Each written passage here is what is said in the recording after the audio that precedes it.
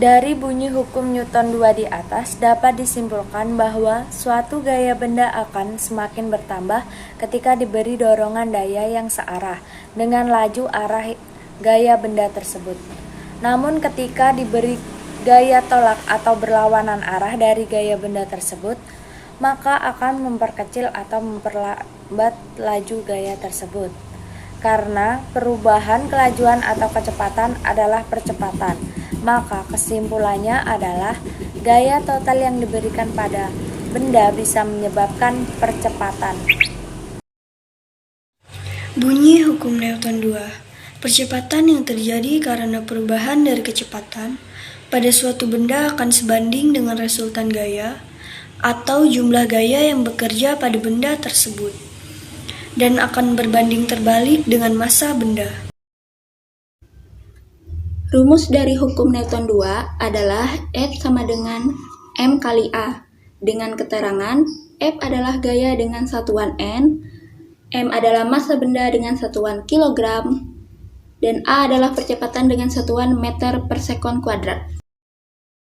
Baik, kita akan masuk ke contoh soal yang pertama, yaitu Cindy mendorong lemari bermassa 40 kg dengan gaya 25 Newton. Jika lantai memberikan gaya gesekan sebesar 5 Newton, tentukanlah A. Percepatan benda, B. Jika adik Cindy membantu mendorong lemari dengan gaya 20 Newton, berapa percepatan lemari sekarang?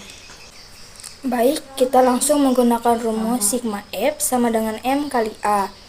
Lemari sama dengan M sama dengan 40 kg dan gayanya ada dua, yaitu 25 Newton dan 5 Newton.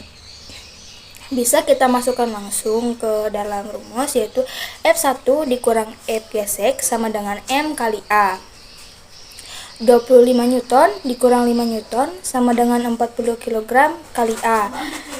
Dikurangkan 25 dikurang 5 sama dengan 20 Newton sama dengan 40 kg kali A.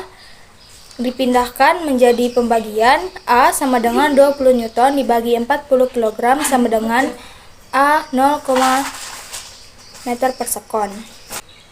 Sekarang kita masuk yang ke B, yaitu bagaimana adik Cindy membantu mendorong berarti searah dengan 20 Newton. Berarti gayanya 3, yaitu dengan rumus sigma F sama dengan M kali A, yaitu F1 tambah F2 dikurang F gesek sama dengan M kali A. Sama saja, tinggal menambah 20 Newton. Yaitu 25 Newton ditambah 20 Newton dikurang 5 Newton sama dengan 40 kg dikali A.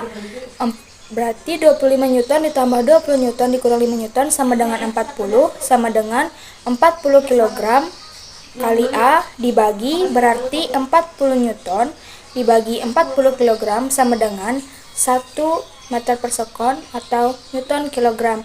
Berarti lebih cepat ketika didorong berdua dari sebelumnya.